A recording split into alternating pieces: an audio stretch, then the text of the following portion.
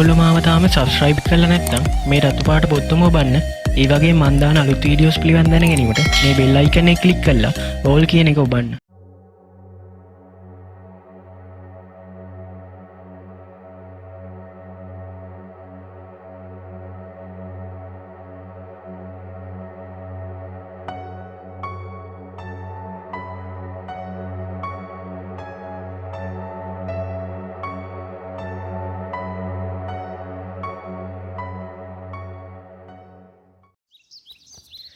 බැද්දේගම නවවෙනි පරිච්ඡේදය.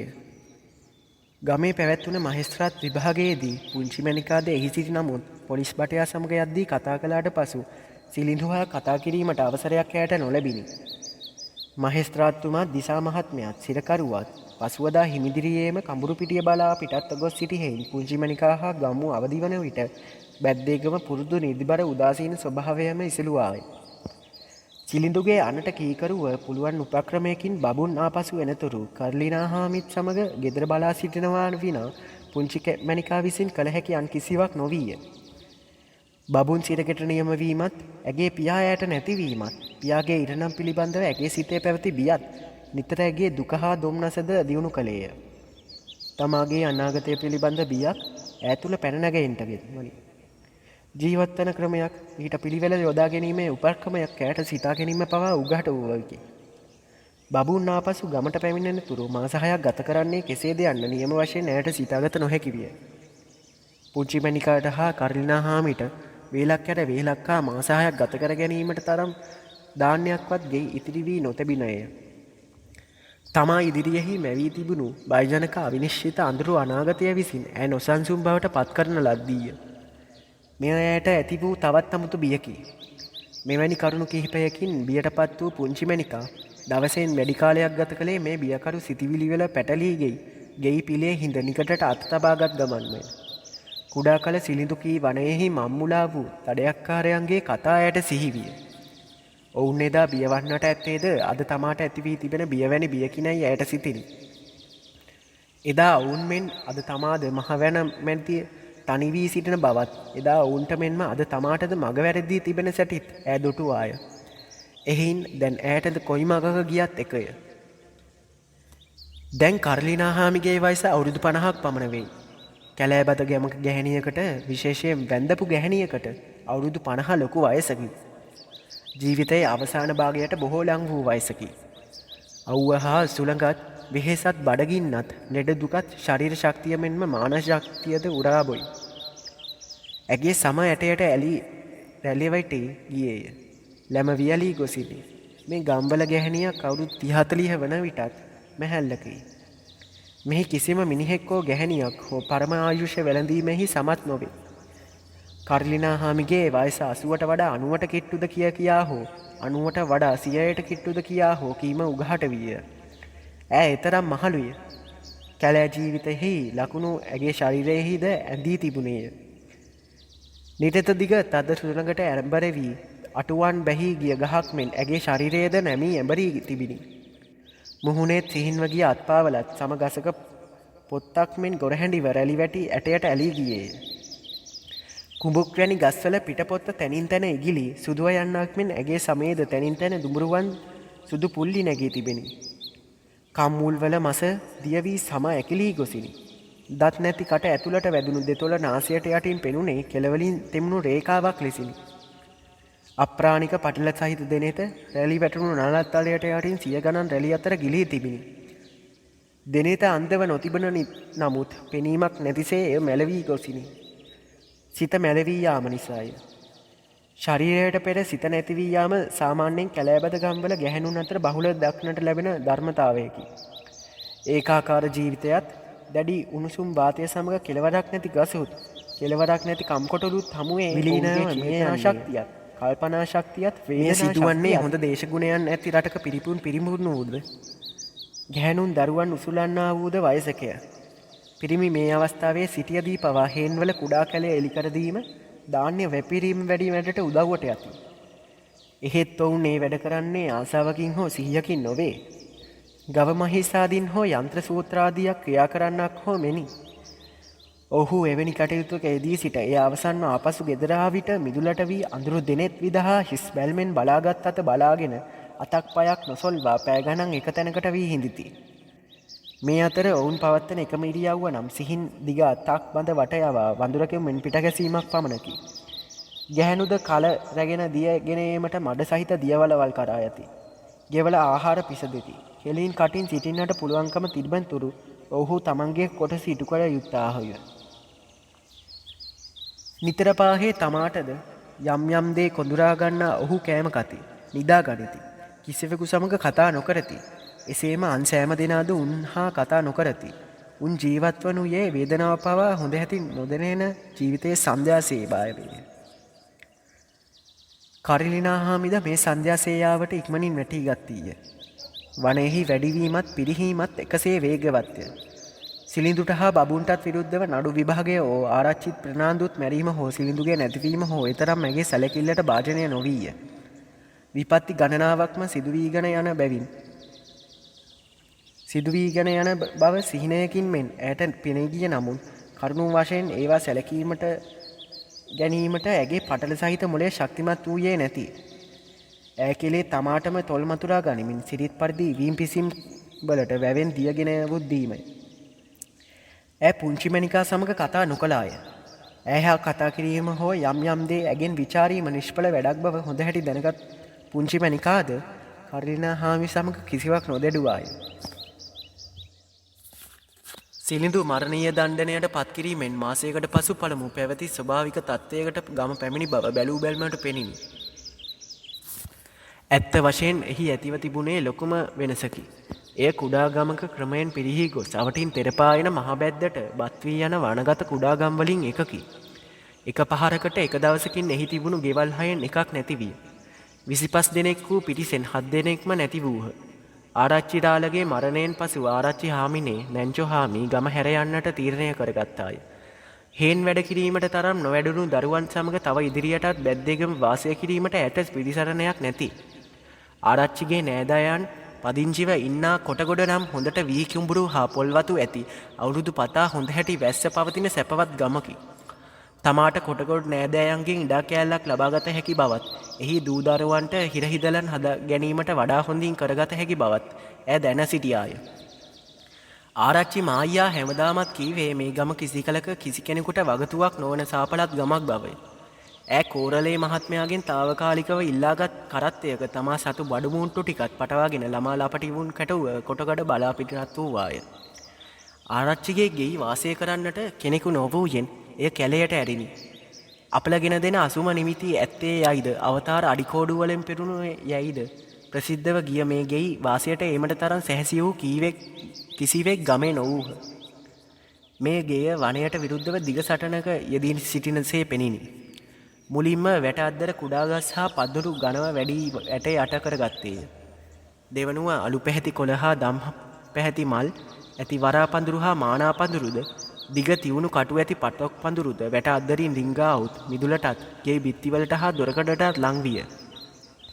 ආරච්චි ගෙදර බිත්ති සදා තිබුණේ ගමෙක් අනික් ගෙවල බිත්තිවලට වඩා ඝනකමටත් ශක්තියටත්ය. ඊසාන දිගින් එන සද්ද සුළඟට ගසාගෙන යන්නට පොල්ලතුවත් එහි නොවීය. වහලට උළු සෙවුළු කර තිබුණු හේිනි. ඊසාන දිග සුළඟ හා වැස්ස දවුරුදු දෙකක් තිස්සේ උත්සාහ කොටත් ගෙයි මැටි බිත්තිවල සවිය මැඩලන්නට සමත් නොවීය. බිත්තිවල තැනින් තැන මැටි ඇදවී වැටීමෙන් වරිච්චිකෝටු තෙත් සුළඟට අසුවීම නිසා ඉන් මුල් ඇද දළු ලියලා රිකිලිලාද වැඩෙන්නට වන.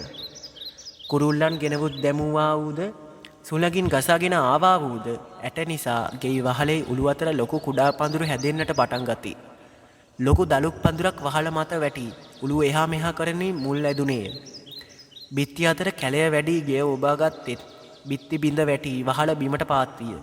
කුඩා රතුවලු ගඩු තන හා වල් පඳුරු වලින් වසා ගත්තේය. බිත්තිවල වරිච්චිකෝටු විශාල පඳුරු බවට වැඩුණේය. ලොකු ගස්ද මතුවන්ට පටන් ගති.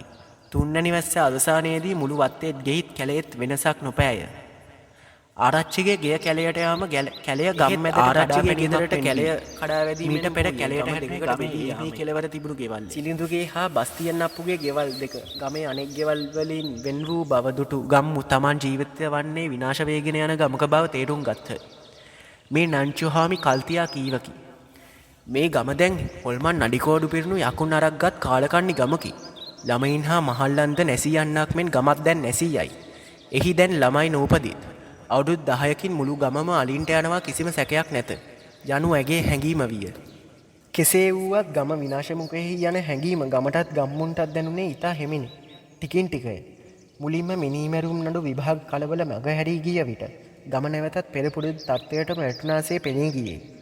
බෙදරාල ගමේ ආරච්චි හැටියට පත් කරගන්නා ලදී. පුංචි මැනිකා බබුන් එනතුරු මග බලා සිටියායි. ගතවන දවස් ගාන ඇයට ගණන් ගත නොහැකි විය. ඈ ඒ ගණ උත්සාහයක්ද නොකළාය. සතියක් ඇයට ගණනක් පමණි. 6 මාසයක් මාස ගණනකි.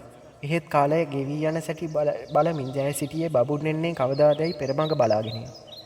සිරිඳු එල්ලා මරණ නොලැබූ බවත් ඒ වෙනුවට ජීවිතාන්තය දක්වා බන්ධනාගාරයට නියම කළ බවත් මේ අතර ඇයට අසන්ට ලැබිණි. එහෙත් තින් ඇයට සැනසිල්ලක් නොලැසුනේය. ඇගේ ජීවිතයෙන් සිලිඳු සහ මුලින්ම වෙන් වී ගොසිනි. තවත් ඔහුගේ දැකීමක්ද බලාපොරොත්තු විය නොහැකිය. එහින් ඔහු මලත් සිරගෙදර ජීවිතාන්තය දක්වා සිටියත් ඇයට එහි අමුත්තක් නැත. පුංචි මැනිකා මාසයක් පාසා බබුන්ගේ ඊම බලාපොරොත්තුවෙන් සිටියාය. නොකඩ බලාපොරොත්තුව නිසා ඇය තුළ තිබුණු බිය ක්‍රමයෙන් තුනී යන්ට වන්න. තමාගේත් කරලිනාහාමිගේ ජීවත්වීම සඳහා ඇය විසින් බොහෝ වැඩද කළ යුතු විය. බිස්සේ තිබුණු කුරක්කන් ටික ඉක්මනින්ම ඉවරට ගිය හේයින් කෑ හැකි කොළවර්ග අලවර්ග හා පළතුරුද සෙවීමට ඇය වනයට ගියාය. හේන් වාරයට අනුන්ගේ හේන්වල බස්තියන් අප්පුගේ බාලප්පුගේ හා පුංචිඩාලගේ හේන්වල පවා ඇය වැඩ කළයන. පින්තකා ඇයට දුන් කුරක්කන්න අහුරු කිහිපයකට ඇහැ බොහෝ වෙහෙස වී වැඩ කළ යුතු වූවාය. පුංචි මැනිකාගේ කලබල නැති ගතියත් සාන්ත බව හා යටහත් පහත් ගතියත් නිසා කවුරුත් ඇය ප්‍රිය කළහ. පුංචිඩාල පවා කීවේ පුංචි මැනිකා මුවත්තියක් වගේ කියාය. පිස්සු පැද්දා කොටි එකයි කියන්නට පුරුදු වී සිටි ගම්මු පුංචි මැනිකා ගැන කීවේ කොටියගේ පැටියා මුවෙක් වෙලා කීයාය. ක්‍රමයෙන් මාස ගණනක් ගත වී ගියාට පසු පුංචි මැනිකා දවස පටන් ගන්නට පුරුදු වූයේ අද බබුන් ගෙදරේ යන බලාපොරොත්තු වෙනි. ඊළඟට බබුන් නොපැමිණීම දවස ගෙවී ගිය බව දුටු ඈ සැබවින්ම මාස 6ක් ගත වූවේදයි දැනගන්නට උත්සාහ කළාය. අනික් ගම්මුන්ගේ ඒ ගැන විමසූ විට උනුන්ගෙන් සමහර කෙනෙක් බවුන් සිරියට ගොස් 5 මාසයකයි කීය. තවත් සමහර කෙනෙක් 7 මාසයකයි කීහ. එකිනෙකා සමග කලහ කරමින් කෑකෝ ගසමින් මාස ගණන හරියට තීරණය කර ගැනීමට සියල්ලෝම උත්සාහ කළහ. බබුන් හිරයට ගියේ සිංහල අවුරුද්දට මාස 2කට පෙර යයි කී කල මාස 2කට නොව 1 මාසයකට පෙර යයි අනිකක් කීහ. මාසෙකට කලින් වෙන්න බෑ මොකද තව හේන් කැපුවේ නැහැ. වැපුරුවා විතරක්නේ දැන්. නෑ 3 මාසෙකට කලින් වෙන්න ඕනේ. මෝඩයා 3 මාසයක්. මොකද කුරක් කන්න අනුදාවි වගේද? මෝඩයා. කවුද දන්නේ මෝඩයා. කටවහපන්. කොහොමටත් බබුන් ගියේ අවුරුද්දට ඉස්සර වෙලා. අවුරුද්ද පහ වෙලා දැන් මාස 6ක් වෙනවා. මගේ හේන වපුරලා දැන් හරියට මාසෙයි. කවුරුත් අහලා තියෙනවද? අවුරුද්ද පහ වෙලා මාස 5ක් ගිහින් හේනක් වපුරන බව. අවුරුදු 5 වෙලා තව මාස 3කට වැඩිය නැහැ. පුංචි මැනිකා මේ බහු කතාවලට කන්දී පැය ගණන් සිට හැන්දෑවට කඹුරු පිටිය දෙසට වැටී ඇති පාර දිගේ ටිකක් දුරයයි. ඈ එසේ යන්නේ මගදී බබුන් හමුවේ යන ස්ථිර බලාපොරොත්තුව ඇතුවය. සිලිඳු කීවක් මෙන් බබුන්ගේ පැමිණීමෙන් පසු සියලුම කරදර ඉවර වී ඔක්කොම හොඳ වෙයි යන බලාපොරොත්තුව ඇතිවය. එහෙත් බබුන් නොපැමිණීම දවස ගතවන්නට ඇගේ විශ්වාසයත් බලාපොරොත්තුවත් දෙදරුම් කෑවේය. අනාගතය පිළිබඳ බියෙන් ඈ තැති ගැනිනි. 6 මාසය නියම වශයෙන්ම ගත වී ගියේ යයි හැමදෙනාම පිළිගන්නා දවස එළඹියේ. එහෙත් බබුන් නම් පැමිණියේ නැත. ඔහුට කිසියම් විපතක් සිද්ධ වෙන්නට ඇති. භාග වෙලාවට අසනීප වෙන්නත් පුළුවනි. නැත්තම් හිරගෙදර මුලාදරින්ට ඔහු මතක නැති වෙලා වෙන්න පුළුවනි. හිරගෙදර ගියාම මිනිහෙකුට මොනවා වෙනවද කියන්න බෑ. යනාදී එක එකාගේ කටින් කියවෙන්නට පටන් ගති. අන්තිමට ඈ විමසුවේ අලත් මුලදැනිය වූ පුංචිරාල වෙදරාලිගින්. මිනිහා අනුමානයක් නෑ මැරෙන්න ඇති. ඔහු කීය. පුංචි මැනිකාගේ හද දෙදරුම් කෑවේය. ඈ තමාගේ ලොකු ඇස් දෙක වෙදරාලගේ මුහුණට හෙළූ ගමන් නොසැලී සිටියායි. ඔව් මං හිතනවා මිනිහා මැරිලයි කියලා. හිරගෙදරට යන මිනිස්සු හිටි හැටියේ මැරෙනවා. වැඩියමත් ඔය බබුන් වගේ හයි හත්ති ඇති මිනිස්සු. ලෙඩට බෙහෙත් කොච්චර තිබුණත් කර්මයට බෙහෙත් තියෙනවෑ. මිනිස්සු හිරගෙදර යන්න උන්න හිටිය හැටිය මුල්ලකට ගිහින් වැටෙනවා. මැරෙනවා. දැන් උඹට කරන්න දෙයක් නැහැ. කර්මයට දෙන්න බෙහෙත් නැහැ. උඹ මේ ගමේ ඉන්න කවුරු හරි කසාද මැදගනි. ලන්දාරියෙක් නැත්තම් නාකියෙක් වුණත් මොකක්ද දෙති වැරද්ද? කසන්ද බැඳගනි. ගංගුීරේ අලියට නරිය අදිනවා කියලා අනිත් අලි ගඟේ නාන්නේ නැතුව අරිනවද? රාලහාමි ඇත්තටම මේ ගැන මුකුත් ආරංචියක් දන්නවද? එයා මලයි කියලා දැනගන්න ලැබුණාද? මං අහපු ආරංචියක් නැහැ. කාගෙන්ද ආරංචිය අහන්නේ? උඹට ආරංචියක් දැනගන්න ඕන නම් මේකට යන්න ඕනේ හිරගෙදරට. දවස් ගානක් තිස්සේ යන්න තියෙනවා. ඉස්සර වෙලා කඹුරු පිටියට ගිහින් ඊට පස්සේ ඊට බස්නාහිර පැත්තට යන්න ඕනේ තංගල්ලට යන මහපාර දිගේ. ඊට ගෙදරින් අහපුවම උඹට දැනගන්න පුළුවන් වෙයි. පුංචි මණිකා නිශ්ශබ්දවම වෙරදරාලගේ ගෙයින් සෙමින් දොරට බැස ගෙදර ගියායි. සිත ගෙදරට ගොස් බබුන් ගැන විමසන්නටද ඈ සිතාගත්තාය. නන්නොදන්නා රටකට තනිව යාම ගැන සිතන විට බව ඈ තුල බිය උපන් නමුත් මේ සැකය හිසේ තබාගෙන ගමේ ජීවත් වීම අමාරු කාරණයක් වූ හේයින් කෙසේ නමුත් තංගල්ලට ගොසින් එන්ටම අදිස්ථාන කරගත්තාය. පිළියෙල කරගත් කුරක් කන්ට්‍රොට කිහිපයකුත් ගමන ගැන ඇසූ ගම්හුන්ගෙන් ලැබුණු තවත් දාන්නයට ටිකකුත් ලෙහෙන්සුව ගොතාගෙන ඈ කඹුරු පිටිය බලා පිටත් වූවාය. කඹුරු පිටිය දක්වා වූ ගමනේ මුල් කොටසේ මග ඈට හොඳ හැටි පුරුදුය. ගමේ අනිත් ගැහැණුන්ට මෙන් ඈට කැලය මැද තනිව යන්ට බියක් නොදෙනිනි. ඈට ගමනේ කරදරය පෙනුනේ තංගල්ල දක්වා බැටහිරට වැටී ඇති මහපාරට වැටුණු පසුවය. සුදු දූවිලි සහිත කෙලින් දිවෙන මහපාරේද ඈට භයානක විදියේ තනියකමක් නැද්ද දැනිනි. ලුණු හෝ වී හෝ පැටවූ මහ බර කරත්තයක නොකොඩවා මගදිගට හමුවන්නට විය. කරත්තකාරයන් නරක මිනිසුන් බව ඈ පිළිගෙන සිටියාය. ඔවුන් පිළිබඳ ගම්බදව කෙරෙන දරුණු කතාවන් ඈ හොඳට අසා පුරුදුය. එහින් පාරේ ජීවිතය ගැන ඈ බොහෝ සෙයින් බියටපත් වූවාය. නිශ්චල කැලයක තනිව ජීවත් වීම ඇහැට මාකාරියක් නොවේ. ඈ කැලය දනි. ඈ කැලයට අයිතිය. එහෙත් පාරවා නොකඩවා ඇදෙන මිනිසුන් පෙර නාඳුනන මුහුණු පරීක්ෂණාත්මක අනුමතු ව්‍යාසයකින් තමා දෙස ඇසිපිය නොහෙලා ෂණයකින් බලා සිට ෂණයකින් තමා පසුකොට යන ඇස් ඇය මේ ඉන්නෙත් කොතරම් තනි ලෝකයකද යන හැඟීම ඈ කෙරෙහි ඇති කර විට ජනාකී ඉන්න සමහර ගම මැදින් බියපත් සිවල් දෙනක මෙන් බියෙන් ඇලලී ඇකිලී යන විට ඇගේ මේ තනිකම ඇයට දැනුනේ වඩාත් බලවත් ලෙසිනි. ගම්බද කඩාසල එකතු වී සිටින පිරිස් ලිං ළඟ එකතු වී ඕපාදුම කතා කරන ගැහැණු මග යන එන මිනිස්සු යන සියල්ලෝම විමසුම් සහිතව ඈ දෙස බැලූහ. විශාල ගණනක් මුහුණු අතර තමා අඳුරන එකද මුහුණක් නොපෙනිනි. කඩයකට හෝ ගෙපැලකට හෝ ලංව රාත්‍රියේ නිදාගන්ට ඉඩ දෙන්නේ යයි කෙනෙකුගෙන් ඇසීමට ඇතුළ දර්යක් නොවෙය. රෑබෝ වී බඩගින්නත් එහෙට්ටුවත් වැඩි වී වන විට මග අසල කුඩා ලැහැවකට රින්කා නිදා ගැනීම මැනවයි යැයි සිතා ගති. පුංචි මණිකා තංගල්ලට පැමිණෙන්නට පෙර ඇහැට බොහෝ වෙහෙසද බඩගිනිද දැනගිනි. නගරයේ දැලක් මෙන් ඒ මේ අත වැටී තිබුණු පඩු පාරවල් ඇගේ ප්‍රහන්තිය දියුණු කරවීය. අන්තිමේ වෙළදාම්පලට අවුත් වැටෙන තුරු ඈ නගරයේ ඒ මේ අත ඇවිද්දාය. ඒ වෙළදාම්පල ඇතුණු දවසකි. 400ක් 500ක් පමණ වූ පිරිස පටු භූමි භාගයෙහි කැටි වී සිටියහ. එළවලු පළතුරු ධාන්‍ය වර්ග රෙදිපිලි හැලිවලන් ආදී නොයෙක් බඩු වලින් වෙළඳපොළ පිරී තිබිනි. හැම දිනෙකම එකට කතා කළහ. එකට කෑ ගැසූහ. අත්පා සැලූහ. වෙළඳාම්පලේ ශබ්දය පුංචි මණිකාගේ බිය දියුණු කෙලෙය. එහින් ඒ තැනින් මහා පලා ගොස් වෙන පටු පාරයකට වැටි එයින් නගරයේ මැද හරියෙන් නැගුණු කඳු පාමුලකට පැමිණියාය. එහි දෙපස ගෙවල් නොතිබුණු නමුත් කන්ද මහා මුදුනේ විශාල ගොඩනැගිල්ලක් පෙනිනි. එහි මිනිස්සුන් නොසිටියහ. මාළු මිනිහෙක් පමණක් කඳු බෑවුමේ ඉඳගෙන ගල මත වියලී තනපත් උලමින් සිටි කෙට්ටු එළදෙනුන් 5 දෙනෙකු දෙස බලාගෙන සිටියේය. ഘോഷා සහිත කලබල වීදි වලින් තැතිගෙන සිටි පුංචි මණිකා ජනශූන්‍ය නිශ්චල ස්ථානයකට පැමිණීගෙන ආනන්දිතව එහි ඇන තියා හිඳගත්තාය. එහි සිටි එළදෙනුන්ගෙන් එකෙක් ඉඳ හිට කහින ශබ්දයක් විලඳාම්බල පැත්තෙන් යාන්තමට ඇසෙන මිනිස් කටහඬත් හැර වෙන කිසිම ශබ්දයක් එහි නොවිය. තමා ඉදිරියේ තිබුණු විශාල සුදු ගොඩනැගිල්ල දෙස හිස් ඔසවා ඈ බැලුවාය. බිත්තිවලට හිරු එළිය වැටීමෙන් දීප්තිමත්ම එය බැබිලිනි. බබුන් සිටින සිටගය මෙය විය හැකි දැයි ඇය සැක කළාය. හාමතේ සිටින එළදෙනුන් 5 දෙනා අතර හිඳගෙන උන්මහල්ලා දෑයට පෙනේ. ඔහු දැකීමෙන් ඇයට සිහි වූයේ සිලිඳුය. ඔහු එහි නොසැලී හිඳගෙන කඳුපාමුල පොල් ගස දෙස නෙත් හෙලාගත් වන්නේම හුන්නේය. රැක බලාගෙන සිටි එළදෙනුන්ගෙන් මෙන්ම ඔහුගේද වියලී ඇකලී ගිය සමට යටින් පිහිටි ඉලකෝටු ගණන් කළ හැකි විය. කලබලකාරී ආඩම්බර නාගරිකයන් දැකීමේ තැතිගත් පුංචි මණිකාට දිරාපත් මහල්ලාගේ දැකීම දන්න හඳුන හිතවතුන්ගේ දැකීමක් මෙන් විය. මහල්ලාද කැලෑවකින් එළියට ආ කෙනෙකු විය හැකිය. පුංචි මණිකා මහල්ලා ළඟට ගොස් ඔහු ඉදිරියේ හිඳගත්තාය. මහල්ලා වරක් ඈ දෙස නෙත් හෙලා බැලුවාය. පල් වතුරක මුහුණත වැසී තිබෙන පටලයකට සමාන පැහැය ඇති පටලයකින් ඔහු දෙනෙත වැසී තිබිණි. ඔහු නැවතත් පොල්ලාටම දෙසටම බැල්ම යොමු කොට නිශ්චලව හුන්නේ.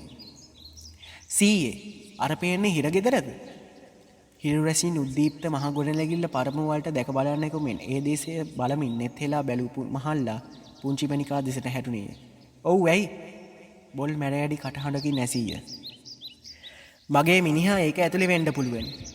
හිරගෙදර උස සුදු බිත්තිය දෙස බලමින් පුංචි මණිකා කීවාය. "එයා මේ හිරගෙදර එව්වා මාස ගන්නකට ඉස්සර. ඒක බොරු නඩුවක්. එයා මාස 6කට හිරේට නියම වුණා. දැන් මාස 6 පහුවෙලා. ඒත් එයා ගමට ආවේ නැහැ. මම මේ බොහොම දුර ඉඳලායි ආවේ. මට බොහොම මහන්සියි සීයේ. මම බොහොම කරදර විඳගෙන ආවේ එයාව හොයන්න. එයා මේක ඇතුලේ ඇති." මහල්ලාගේ දිනතේ අලිත් පොල්ලාටම දෙසටම යොමු විය. ඔහු හැලහොල්මනක් නැතිව සිටියේය. "උඹේ ගම කොහෙද ළමයා?" "මං ආවේ බැද්දේගම ඉඳලා." "බැද්දේගම?" "ඔහු මං දන්නවා. බොහොම ඉස්සර හිට දන්නවා ඒ ගම ගැන. මාත් ඒ පැත්තේ තමයි. බැද්දේගමටත් එහා මහාවෙලගම. උඹ ගමට ඵලයන් ළමයා." "ඉතින් මගේ මිනිහා සීයේ. යාට මොකද උනේ?" මහල්ලා ඊතා හැමින් හිස හරවා මහා හිරගේ දෙස නෙත් යොමු කෙලේය. හිරු රැස් මහල්ලාගේ මුහුණට කෙලින් වැටිනි. ඔහුගේ මුහුණ වයසින් හා දිලිඳු කැමින් වැහැරි රැලි වැටි ඇකිලී තිබිණි. ඔහුගේ දෙනෙත් හිරගෙයින් එළදෙනක කරා යොමු විය. එළදෙන ඇස් නොරවා හිස දික් කරගෙන නිශ්චලව සිට තදින් කහින්නට පටන් ගති. දැල හකුලුවාගෙන ඈ කැස්සේ ඊතා වේදනාවිනි. කැස්ස නතර වුණු පසු එළදෙන යමකු සොයමින් මහා පොළව තොලගාන්ට වනි. මහල්ලා තමාටම කියාගන්නක් මෙන් මෙසේ කීවේය. "කවදාවත් මිනිහෙක් කෝකෙන් එළියට එන්නේ නැහැ. කොහොමද මිනිහෙක් කෝක ඇතුලේ ජීවත් වෙන්නේ? හැමතිස්සෙම බිත්ති වලින් වට කරගෙන. මේ ටවුන් වල මිනිසුන්ට ඕකේ ගාණක් නැහැ.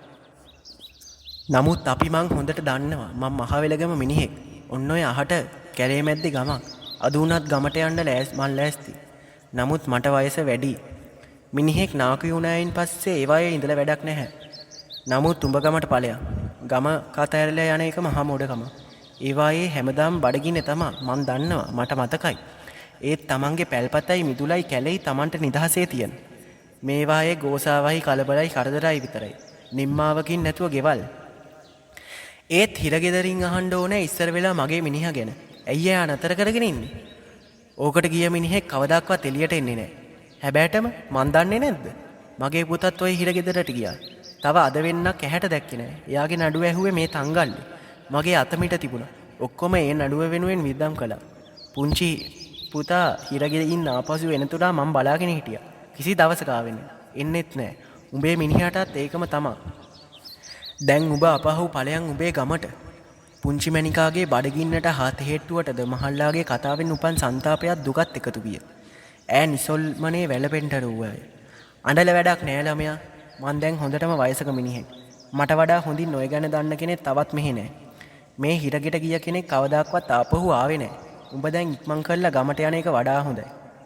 පුංචි මණිකා එතනින් නැගිට සෙමින් ගන්ධ නගගේ හිරගේ වැට ගියාය.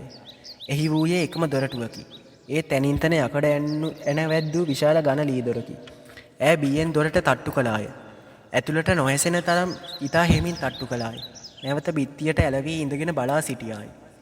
පැය ගණනක් ගත විය. කිසිම අමුත්තක් වූයේ නැති. දොර වැසූ ගමන්මය. සිරගේ ඇතුලෙන් කිසිම ශබ්දයක් නොඇසේ. කන්ද පාවුල තන උලන එළවෙදෙනුන් පස් දෙනා හා මහල්ලා හැර පෙනෙන තෙක්මානයක කිසිම සතෙක් නැත. තමා සිටින තැනට තද හිරු රැස් වැටෙන විට බිත්තිය හෙවන දිවෙන හැටියට එහා මෙහා වෙමින් මොකක් හෝ අමුත්තක් සිදු වෙන තුරු ඈ බලාපොරොත්තු සහිතව එතනම උන්නාය. බොහෝ වේලාවකට පසු දොර හැරිනි. කාකි ඇඳුම් කට්ටලයක් හා තොප්පියක්ද හැඳ පොල්ලක් අතින් ගන් පිනිහෙක් එයින් එළියට ආවේ. ඔහු ඈ දෙස බලා තියුණු සරයක "නුඹ මොකද මෙතනයි?" ඇසුවේ. "මගේ මිනිහා බලන් ආවා අයියා. එයා මාස 6කට හිරගෙදරට එව්වා. මාස 6 දැන් පහුවෙලා. එයා ගමට ගියේ නැහැ. මිනිස්සු කියනවා එයා මැරිලයි කියලා. ඒක ඇත්තද?" "මොකද්ද එයාගේ නම? කොහෙද ගම?" "එයාගේ ගම බැද්දේගම." "නම? කොහොමද මම එයාගේ නම කියන්නේ අයියා?" "ඇයි මෝඩියේ මොකද්ද ඒ මිනිහට කියාපු නම?" "එයාට කිව්වේ බවුබුන් කියලා." "මොන වැරද්දට හිරුවේ වැටුනේ?" "ඒක බොරු නඩුවක්. ආරච්චිගේ ගේ බින්දයි කියලා." "ඕ ඒ මිනිහා? හරි ඊට පස්සේ ඒ ආරච්චිත් මැරුවා නේද?" "ඔව් ඔව් ඒ මැරුවේ අපේ අප්පොච්චි." "ඔව් එයත් මෙහෙ හිටියා. උඹ ළඟ සල්ලි එහෙම තියෙනවද ගෑණියේ?" "නෑ අයියා සතයක්වත් නැහැ. අපි බොහොම දුප්පත් මිනිස්සු." එහෙනම් අපට බෑ මෙහිදී මොකුත් කියන්න. උඹ කපුරු පිටියට ගිහින් ඒජන්ත හමුදුරන්ට පෙත්සමක් දීපන්. අයියා දැන් කීවනේ මගේ මිනිහා දන්නවයි කියලා. ඉතින් මට කීවට ඇති වැරද්ද මොකද්ද? එයා දැන් මෙහෙ ඉන්නවද? එයාට මොකද වුනේ? දවස් ගාණක් තිස්සේ මම මෙහාට ආවේ මේක දැනගන්න. මට තවත් කරදර කරන්නේ මා එලවන්නේ ඇයි? හිටපල්ලා පුංචි මණිකා දෙස මිනිත්තුවක් හෝ දෙකක් පමණ බලා සිටියයි. හොඳයි. කරුණාව වේලිච්ච කුඹුරට වැස්සක් වගේ කියනවනේ. ඒත් උඹ ඉල්ලන්නේ වේලිච්ච කුඹුරට තවත් නියක. මං දන්නා මිනිහා මෙහෙ හිටියා. මිනිහා මෙහෙදි මලා. දැන් මිරිලා මාස දෙකක් වෙනවා. හිටපල්ලා තම කතාවෙන් බලාපොරොත්තු වූයේ හිස් අත බදාගෙන කෑ ගහන ගැහණියකගේ විලාපයකි. එහෙත් පුංචි මණිකා නිශ්ශබ්දවම එතනින් ගොස් නැවතත් බිත්තිය අතර ඇන තියා ගැනීම ඔහුගේ මමතයට හේතු විය. සාමාන්‍ය අන්දමට ශෝකය ප්‍රකාශ කිරීමට ඇගේ සිතට වැදුණු පැහැර තැඩ වැඩිය. කඳුලක්වත් නොහෙලා ඈ බලා සිටියා පමණි.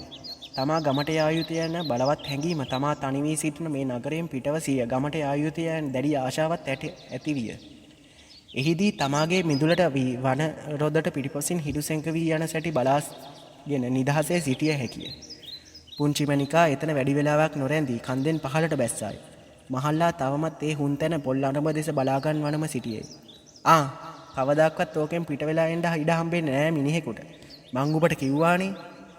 ඊ තමා පසු කරගෙන යන පුංචි මණිකාට ඇසෙන්සේ මහල්ලා කීය. එයා මැරිලා සීයේ. ඔව් ඕකට කිය කෙනෙක් ආයෙ එන්නේ නෑ. උඹ ඵලයන් ළමයා ආපහු ගමට. මං යනවා සීයේ.